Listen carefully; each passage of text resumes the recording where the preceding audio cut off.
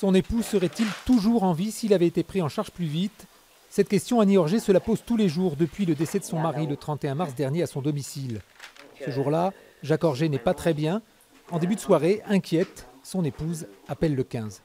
J'ai eu l'impression que le médecin mettait en doute ce que je lui disais. J'ai dit quand même qu'il était atteint d'un grave emphysème, voilà, qu'il avait un dossier à l'hôpital et que le taux d'oxygène était très bas. Que d'écrire de plus? Dans le Lot, les appels d'urgence arrivent ici, au centre de réception et de régulation. La nuit et le week-end, ce sont les médecins libéraux qui assurent la permanence et qui, en cas d'extrême urgence, demandent l'intervention du SAMU.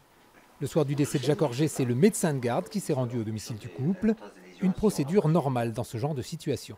Cet appel a été bien régulé, conformément à la règle. Donc il n'y a eu aucun souci, les questions ont été posées, les signes de gravité ont été recherchés. Il n'y avait aucun critère à l'appel initial de gravité. Il y a eu un médecin qui s'est déplacé sur place, qui a examiné le patient, ça c'est très important, et qui a demandé un transfert par ambulance simple.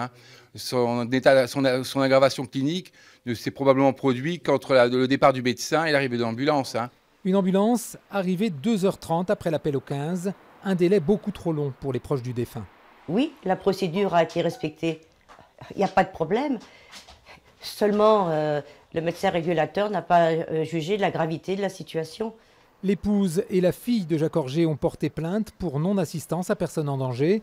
Une enquête préliminaire pour recherche des causes de la mort a été ouverte par le procureur de la République de Cahors.